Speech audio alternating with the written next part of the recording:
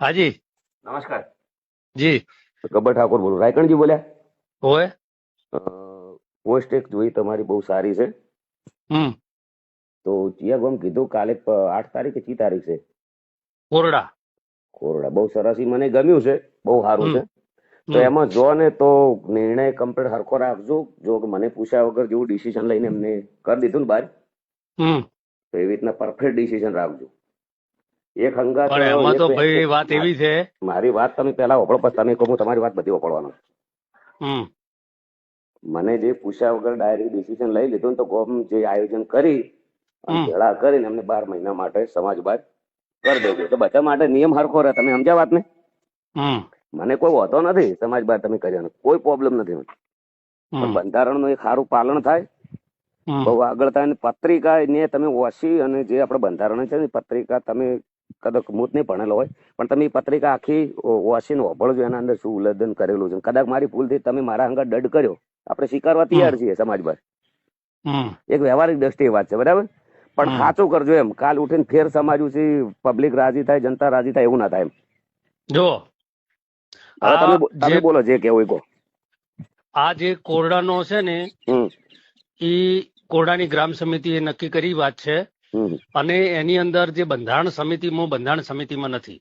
હમ એટલે તમે શું નહીં? કરવાના છે? શું હે?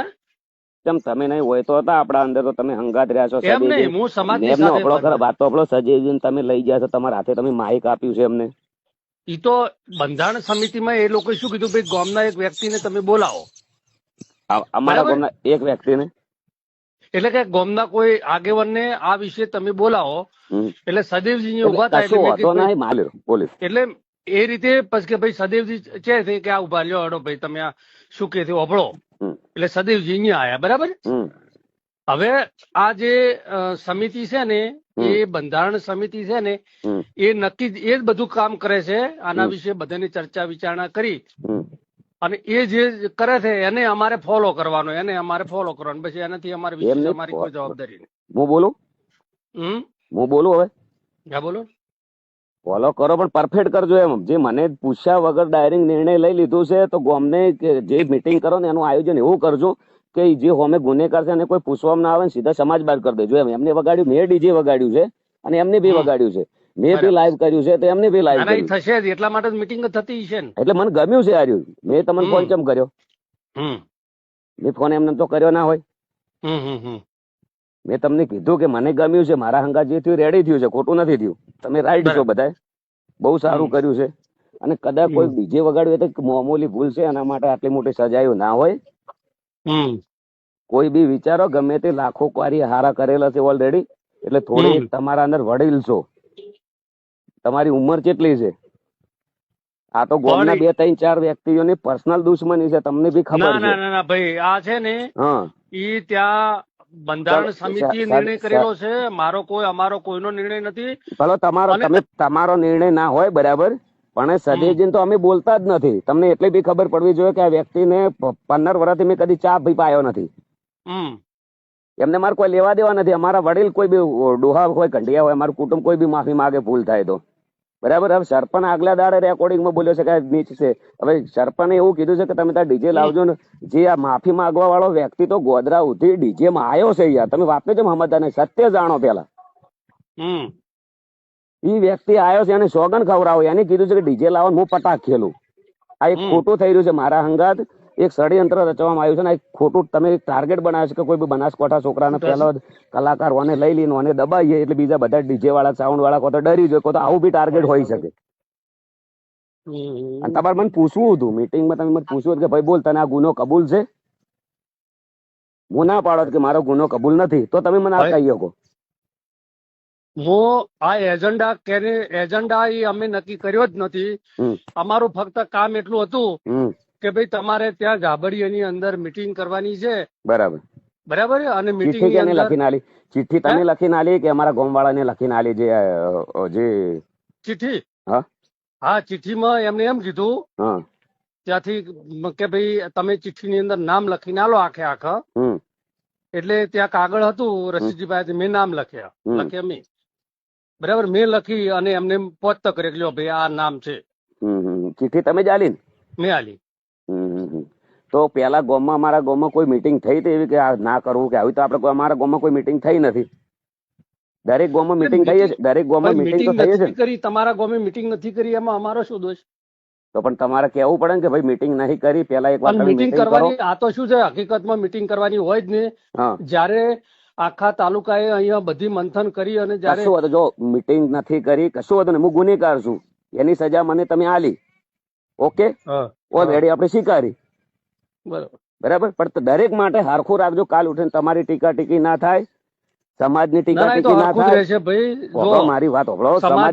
સમાજ નક્કી કરશે અને સમાજને યોગ્ય લાગે ને, સમાજને યોગ્ય લાગે, બધા હરખા રાખજો. સમાજની અંદર કોઈ બધા બુડથલ નથી. મારી વાત સમાજ કોઈ પેલું કરે એવું એમ નહીં કેતો. સમાજ માને બાપ છે, સમાજ માને બાપ છે, પણ બધા છોકરાને હરખા રાખજો એમ કહું છું. એકના હંગાત ભેદભાવ એ તો ભાઈ જે આ નિર્ણય કરશે થોડો ખોટો નિર્ણય કરશે.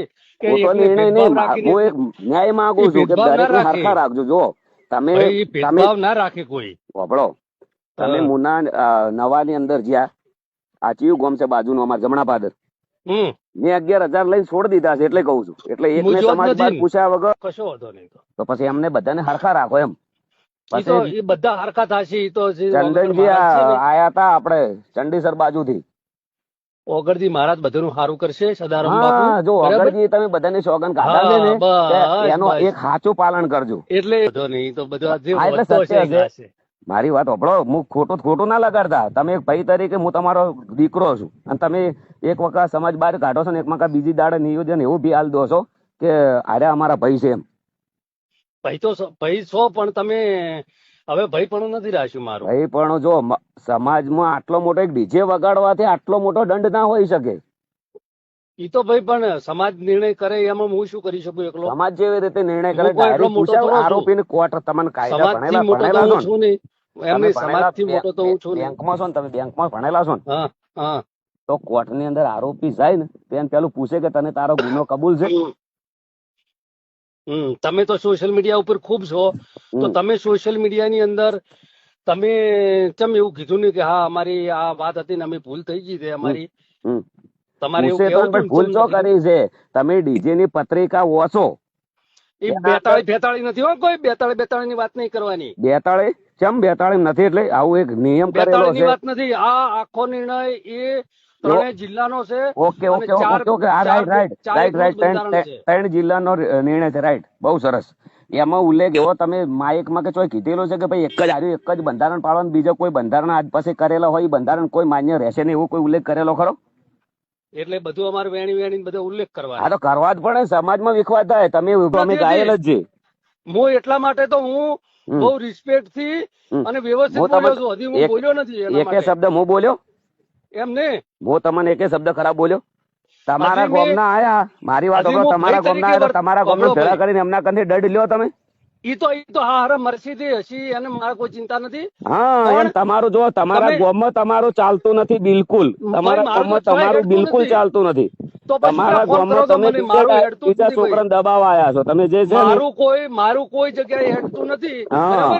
તમે કાલનું જે આ કરવાના 8 તારીખે હાસું કરજો. પાછું ખોટું ના કરતા ને પછી વગરની સાક્ષી મને તમે છોકરા કહો છો જેને હેડતું એને કહો. આવું પેલા શરૂઆત કેની કરી? ઓય અમારા ગામમાં માઇક, અમારા ગામના હતા માઇક આલ્યું, અને તમે તો એક વડીલ છો, પાડોશી ગામના છો, પર્સનલ મને ફોન કરવો પડે કે આ છોકરું આ શું છે, કોનું તમે શું કરવા માંગો છો, સમાજમાં રહેવા માંગો છો, માનવા માંગો છો. સમાજની જો જે માણસ સમાજની સામે પડે અને સમાજના આ બંધારણ શેના માટે બનાવ્યું હતું?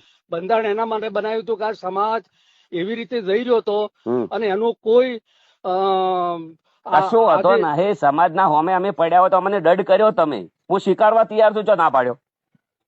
પણ બીજા બધાને હરખા રાખજો. મારો કહેવાનો મિનિંગ એમ છે કે તમે બધાને હરખા રાખો. હરખા નહીં રે તો હરખા થઈ જશે બધા, કોઈ ચિંતા ના. એમ કશું હતું, હરખા રાખો.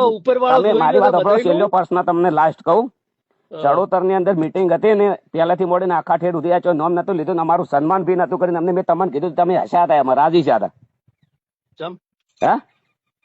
એમાં મને ચો માઇક મળ્યું હતું? ના મેં તમને પૂછ્યું હતું. મેં કીધું જો આખા દાડાથી આવીને બેઠા છે ને, એમાં મને રાતનો પ્રોગ્રામ હતો, અમને બોલાવવામાં આવ્યા હતા. કદાચ એ લોકો બધા બોલાવવા વાળા હતા ને 8-10 જણા, એ કદાચ જૂઠું બોલી શકશે. બરાબર. એમાં મેં ઉપરથી કીધું હતું કે બેન તમે 2 શબ્દો બોલો અમારા વિશે. ને ₹1,00,000 લખાયેલા હતા. આટલા ઘર કર્યા, તમને આ પંખી ઘર છે, ઘરના આટલા સારા કાર્ય તમને ના દેખાણા ને તમે સીધો નિર્ણય કેવી રીતે લઈ શકો કે આ છોકરા સીધા સમાજ બહાર? એ તો પણ મને તમે છો મારો નિર્ણય છે. આ તમે મીટિંગ કરી છે રાતે 3-4 જણા અમારા ગોમ વાળા, અને તમે એક ડિસિઝન એવું લીધું છે કે ગમે તે કરો તમારે ખાલી સદેવજીને તમે શીખવાડીને લઈ જાશો. હા ભાઈ હું બધું કર્યું બસ. હા એમ સ્વીકારો. બસ તમે